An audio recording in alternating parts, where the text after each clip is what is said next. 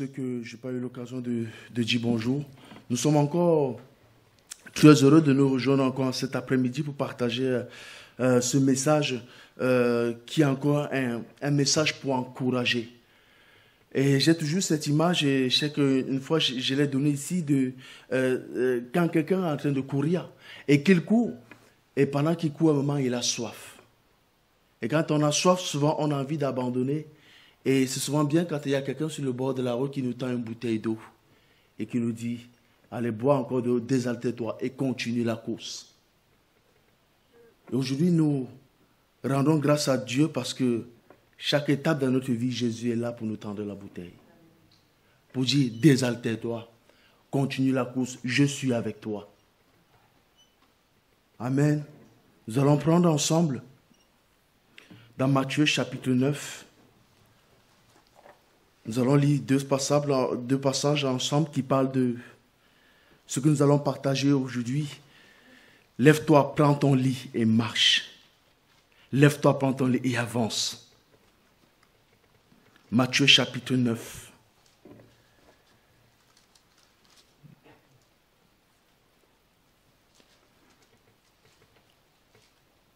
Matthieu chapitre 9, verset 1 nous dit ceci. Jésus étant monté dans une barque traversant la mer et alla dans sa ville. Et voici, on lui amena un paralytique couché sur un lit. Jésus, voyant leur foi, dit au paralytique, « Prends courage, mon enfant, tes péchés sont pardonnés. » Sur quoi quelques scribes dirent au-dedans d'eux, « C'est un blasphème. » Et Jésus, connaissant leurs pensées, dit, « Pourquoi avez-vous de mauvaises pensées dans vos cœurs? Car quel est le plus aisé de dire, « Tes péchés sont pardonnés » ou de dire, « Lève-toi et marche. » Or, afin que vous sachiez que le Fils de l'homme a sur la terre le pouvoir de pardonner les péchés, lève-toi, dit-il au paralytique, prends ton lit et va dans ta maison. Et il se leva et s'en alla dans sa maison. Amen. Nous allons prendre une deuxième lecture dans Jean chapitre 5 au verset 6.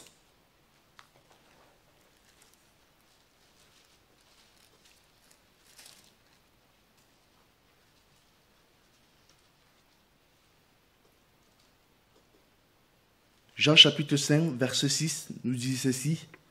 Jésus l'ayant vu coucher et sachant qu'il était déjà malade depuis longtemps, il lui dit, « Veux-tu être guéri ?»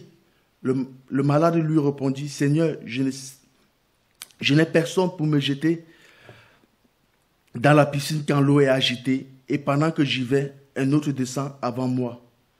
Lève-toi, lui dit Jésus, prends ton lit et marche. » Aussitôt, cet homme fut guéri et il prit son lit et marcha. C'était un jour de sabbat. Les Juifs dirent donc à celui qui avait été guéri, « C'est le sabbat, il ne t'est pas permis d'emporter ton lit. » Il leur répondit, « Celui qui m'a guéri m'a dit, prends ton lit et marche. » Amen.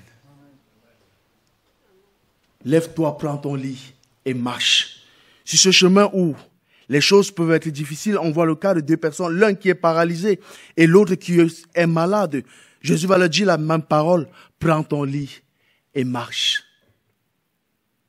Je ne sais pas à quel degré de paralysie ou à quel degré de maladie étaient ces deux personnes.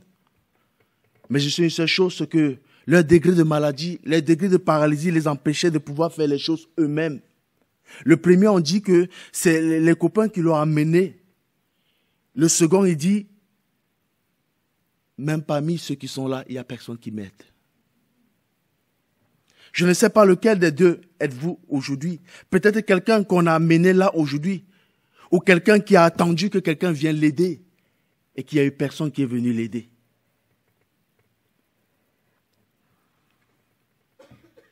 Mais je voudrais parler à toi cet après-midi qui a attendu quelqu'un et que personne n'est venu.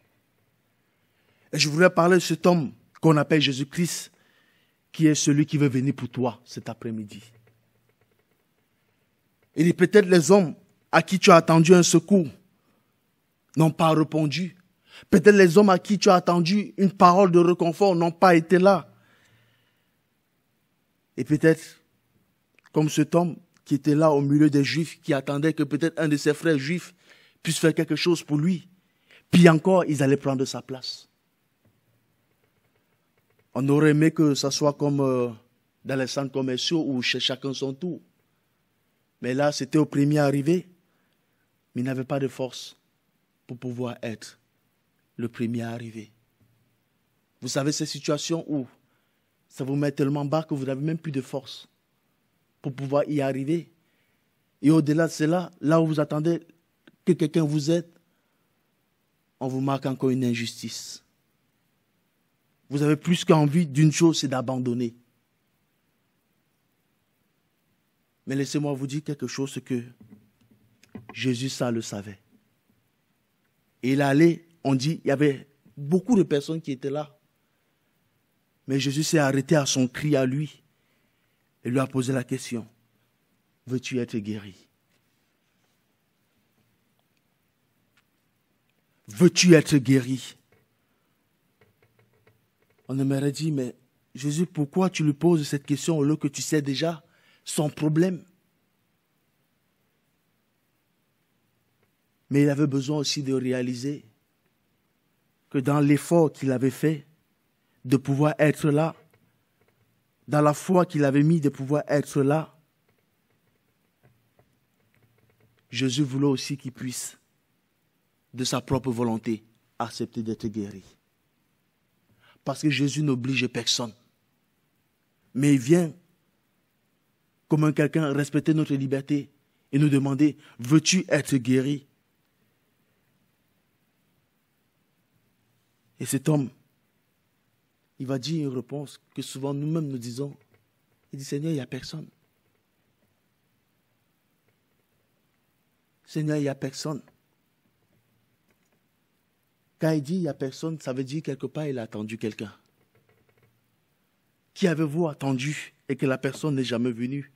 Sur qui avez-vous compté et que la personne n'a pu rien faire pour vous?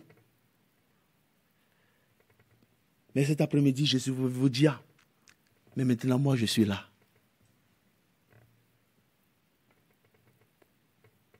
Maintenant moi je suis là. Et à cet instant, il va lui dire, que veux-tu que je fasse pour toi? Est-ce que tu crois que tu peux être guéri? À cet instant, il va mettre sa foi. Et on voit aussi chez l'autre paralytique, Jésus va saluer sa foi. Parce que le fait d'être guéri ne dépend pas de tout ce qu'on aurait fait personnellement. Le fait d'être guéri ne dépend pas de qui est notre papa ou notre maman, mais simplement sur le fait qu'on a mis notre foi en la personne de Jésus-Christ. Et cet homme, ce jour-là, il a simplement dit, oui, je veux être guéri. Et c'est pour ça que je suis là, j'attends. Et ce paralytique, quand ses amis l'ont emmené, Jésus ne va pas parler de la foi de ses amis, Jésus va parler de sa foi à lui. Et Jésus veut parler de votre foi à vous.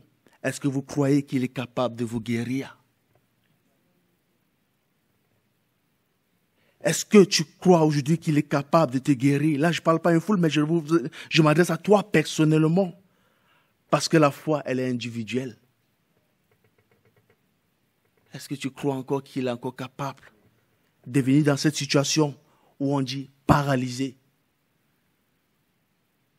Paralysé au point, il ne peut pas se lever. Ça veut dire que la situation est tellement difficile qu'on se dit, mais toi, pour toi, une situation comme la tienne, personne ne peut plus rien faire. Et Jésus te demande, est-ce que tu crois que même dans la situation où on t'a dit, personne ne peut plus rien faire, est-ce que je suis capable de faire quelque chose?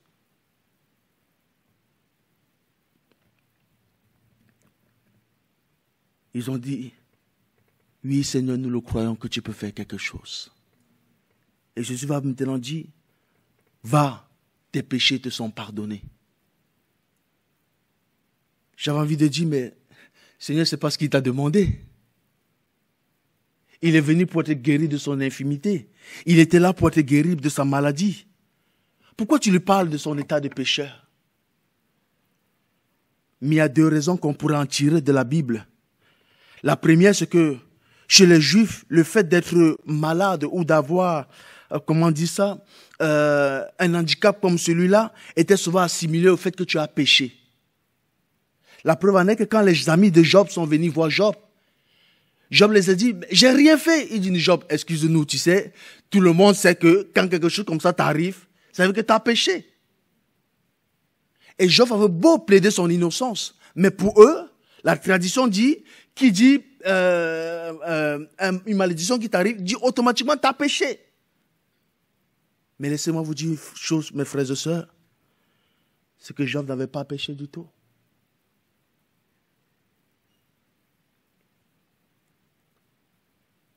Et ça, c'était dans l'Ancien Testament et dans le Nouveau Testament aussi.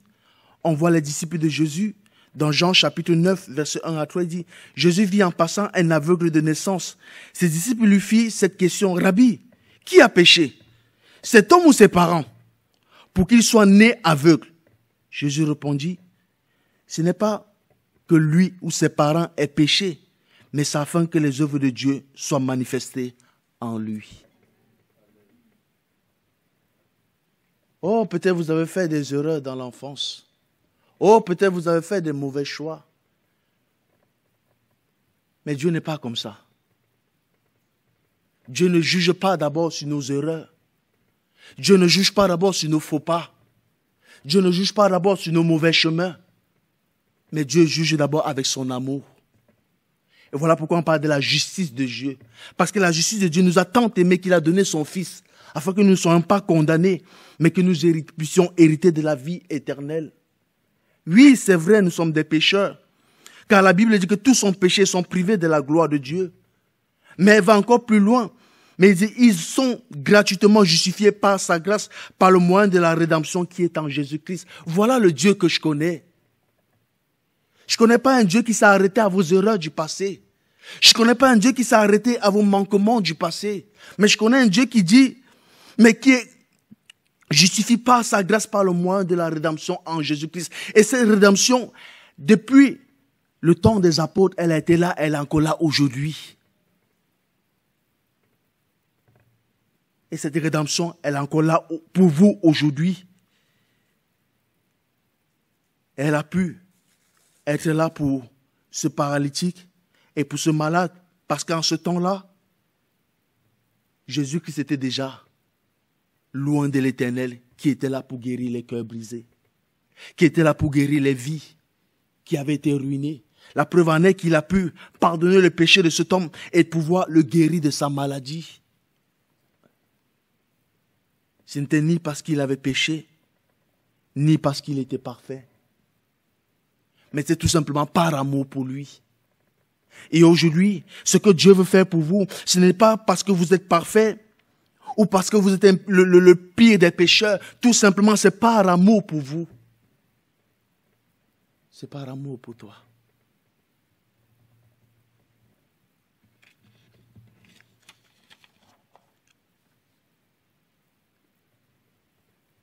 Il dit, maintenant, il dit, lève-toi. Il n'a pas dit, levez-vous.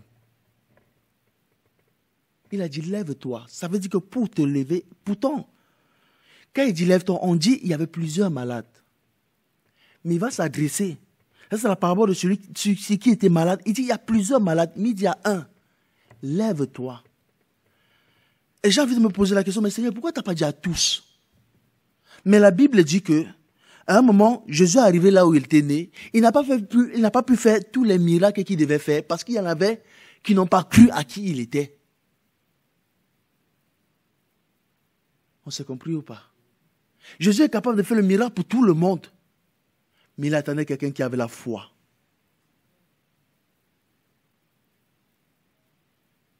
Il dit, est-ce que de tous ceux qui étaient là, il a regardé, il a compris qu'il y avait un qui avait la foi. Il dit maintenant, toi, lève-toi et prends ton lit.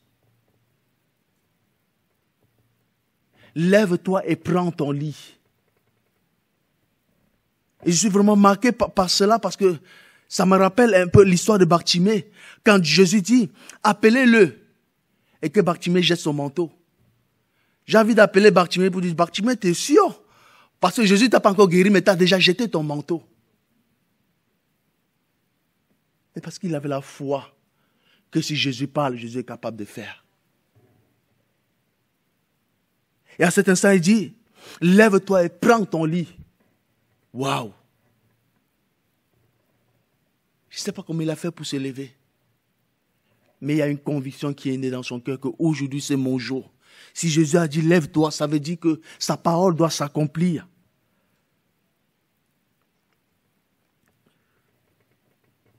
Et il s'est levé, conscient que son péché était pardonné.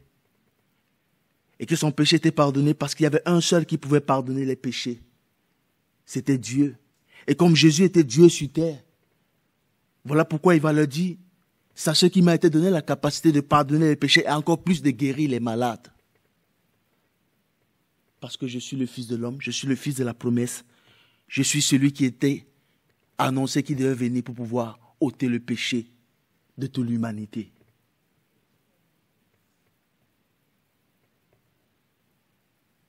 Ayant cru à ça, on dit qu'il va se lever et prendre son lit. Et je me suis posé la question. J'ai dit, Seigneur, si tu dis à 2 reprises, à 2 personnes différentes, lève-toi et prends ton lit. Vous savez que cette phrase, elle a une importance quand même. Si Dieu le dit 2 fois à 2 personnes différentes, lève-toi et prends ton lit. Pourquoi, Seigneur, tu insistes sur le fait de lève-toi et prends ton lit? Lisons ensemble au Jean, chapitre 5, versets 9 à 15.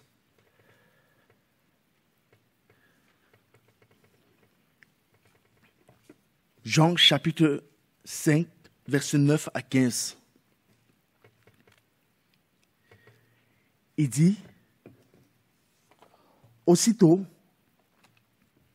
cet homme fut guéri, il prit son lit et marcha.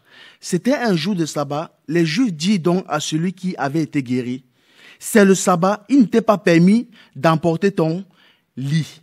Il leur répondit, celui qui m'a guéri m'a dit, prends ton lit et marche.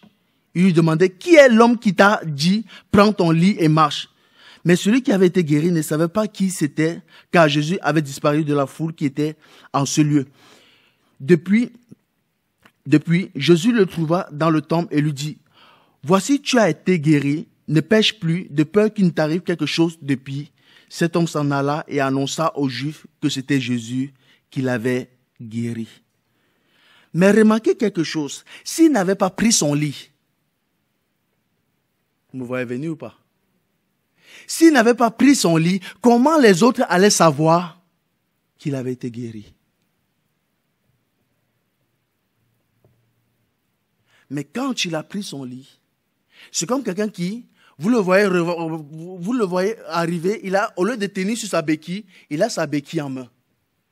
Vous dites, mais une béquille en général, ça sert à tenir ta jambe, mais aujourd'hui, c'est toi qui tiens la béquille. Oui, parce que Jésus m'a guéri. Donc tenir son lit lui a permis de rendre témoignage. S'il n'avait pas son lit entre les mains, personne ne lui aurait jamais posé la question. Mais comme il avait son lit, ça a suscité la question chez les gens. Ils disent, mais qu'est-ce qui s'est passé dans ta vie? Il dit, il y en a un qui m'a guéri. Avant, j'étais quelqu'un qui était paralysé. Avant, j'étais quelqu'un qui était malade. Avant, j'étais quelqu'un qui était rejeté. Mais il y en a un qui m'a guéri. Mais vous savez, le plus dur souvent, c'est que nous cachons souvent nos lits. Vous savez, moi dans mon enfance, ce qui m'a amené à la foi, c'est que j'étais un moment dans ma vie, j'étais frappé par la sorcellerie, j'étais un peu malade mental. Mais ça a été dur pour moi d'avouer aux gens là où Dieu m'a sorti. Ça a été difficile pour moi de dire aux gens, tu sais, avant, j'étais fou, je parlais seul. Ça a été dur pour des personnes qui ont dû dire, ce qui m'a amené à la foi, c'est que j'ai reçu des abus et Dieu m'a guéri de cela. C'est ça aussi porter son témoignage. C'était ça porter son lit. Il a été un témoin parce qu'il avait son lit. Donc ce qui était pour lui une souffrance est devenu pour lui une force. Jusqu'au jour où j'ai dit maintenant non. Si Dieu m'a guéri, ce n'est pas pour que je pleure toujours sur mon passé, mais que mon passé me serve de force. Si Dieu m'a consolé, ce n'est pas pour que je puisse avoir encore la honte, mais non. Il dit, il ne faut plus que j'ai honte de l'évangile. que je rends témoignage de ce que un jour, oui, j'étais aveugle. Un jour, oui, j'étais paralysé. Maintenant, au lieu que c'est mon lit qui me porte, c'est maintenant moi qui porte mon lit. Parce que mon témoignage maintenant, je le porte comme une gloire de Dieu. Et quand il a porté son témoignage, on dit, qu'est-ce que tu fais? Il dit, je porte la gloire de Dieu. Il y a quelqu'un qui m'a guéri. Il a là annoncer aux autres, il m'a guéri. Et quand vous pouvez confesser publiquement que Dieu vous a guéri de quelque chose qui était une honte pour vous, même le diable s'écarte. Parce que quand vous ne confessez pas publiquement, le diable vient tous les jours vous accuser. Mais aujourd'hui, vous ne ferez plus partie de ceux que le diable accuse. Parce que votre lit où Dieu vous allez le porter, vous n'allez plus le subir. Il a porté son lit qui marquait le fait qu'un jour il était paralysé, qui marquait le fait qu'un jour il était malade. Mais quand on lui a dit, rends témoignage de ton lit, il dit, oui, je rends témoignage de mon lit. C'est quand j'étais malade, Jésus m'a guéri. Il ne parlait plus en pleurant, mais il parlait en se réjouissant d'un jour, Jésus est passé dans sa vie. Et aujourd'hui ici, j'ai beaucoup qui portent des lits, de dire, regarde là où Dieu m'a retiré. Ce n'est plus honte pour moi, c'est une victoire. Et ça me laisse avec cette image que j'ai envie de vous laisser en partant. Et voilà pourquoi, à ceux qui étaient affermis, qui commençaient à être affermis, Jésus va leur dire. Et cette image que je veux prendre aussi, il dit, si tu veux venir à ma suite, il faut que tu portes ta croix. Et la croix, avant de nous dire de la porter, avant que nous ne commencions à la porter, lui, il était le premier à avoir porté la croix. Et on dit que quand il a porté cette croix à Gethsémani, il dit à Dieu, n'est-il pas possible que cette coupe s'éloigne de moi sans que je ne puisse la porter? Et Dieu va lui dire, tu ne peux pas entrer dans la bénédiction tant que tu n'as pas porté la coupe. Et quand il partait à la croix, il n'est pas parti avec des pleurs, mais il a compris le prix qu'il devait payer. Il n'est pas parti en disant encore cette croix. Mais il est parti, non pas avec des pleurs, mais en réalisant ce qu'il partait faire. Il partait rendre témoignage à la gloire de Dieu. Et quand il a porté cette croix sur le chemin, ça n'a pas été un chemin facile. Ça n'a pas été un chemin facile de pouvoir porter cette croix. Ce n'est pas facile de pouvoir porter son lit, de pouvoir porter ce moment où ça a été dur. Mais quand on le porte différemment, on le porte en victoire et non en défaite. Et il est arrivé sur le chemin du calvaire. Ce chemin du calvaire, c'est cette croix qui va le porter. Mais à l'instant où cette croix le porte, c'était Jésus, plus Jésus l'innocent qui était sur la croix, mais c'était Jésus qui portait le péché de l'humanité. Voilà pourquoi à cet instant, la croix pouvait le porter. Parce que la croix, quand elle portait quelqu'un, c'est quelqu'un qui était malade, quelqu'un qui était paralysé. Et il a fait cela afin que toi et moi, nous puissions descendre de cette croix. Et au lieu que c'est elle qui nous porte, mais c'est nous qui la portons. Voilà pourquoi il y est monté une fois pour toutes.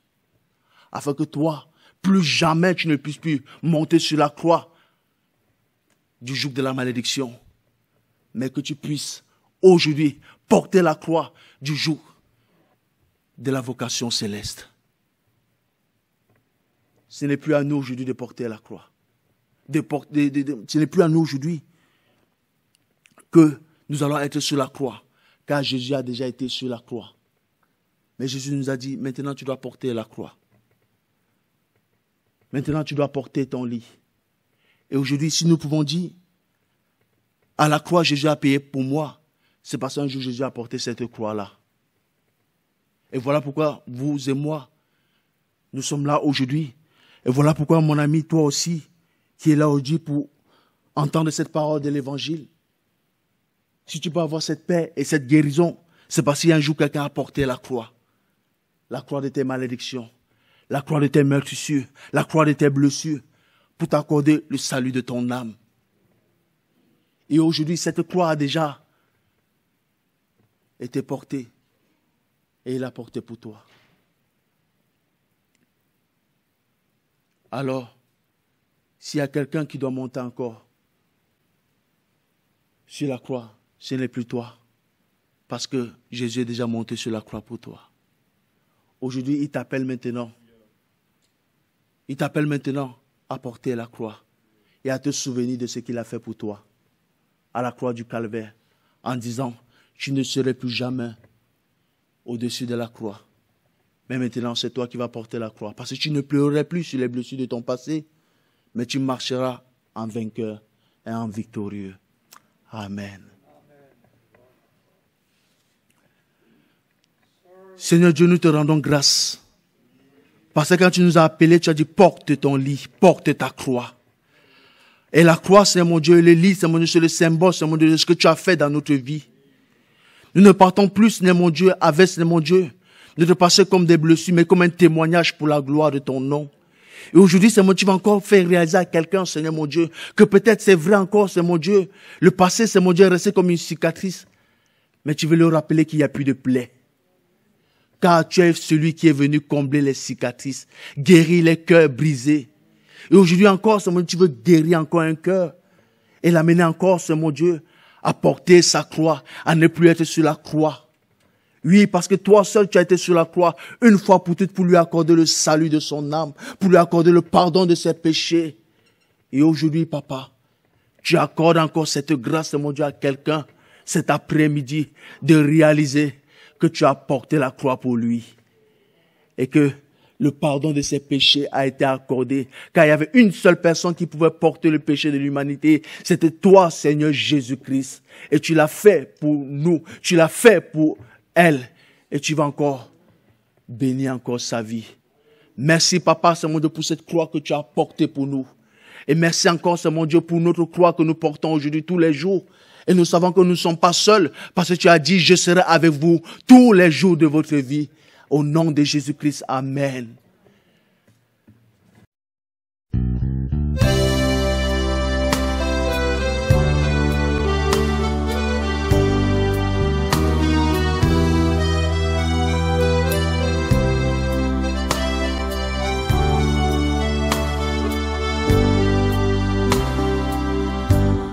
Sans ta lumière, Seigneur, que ferions-nous dans ce monde, perdu au large, dans le brouillard, au gré des vents? Sans ta lumière, Seigneur, où irions-nous dans ce monde? La mer est immense, sans ta présence, que ferions-nous? Comme un phare dans la nuit, tu brilles sur tes enfants, tu nous guides vers le port, au cœur de ton amour. Comme un phare dans la nuit, tu brilles sur tes enfants, tu nous guides vers le port, au cœur de ton amour. Sans ta lumière, Seigneur, que serions-nous dans ce monde en perdition, sans direction, cherchant la voie? Sans ta lumière, Seigneur, où irions-nous dans ce monde? Que décider, qui écouter, que ferions-nous? Comme un phare dans la nuit, tu brilles sur tes enfants, tu nous guides vers le port, au cœur de ton amour. Comme un phare dans la nuit, tu brilles sur tes enfants, tu nous guides vers le port,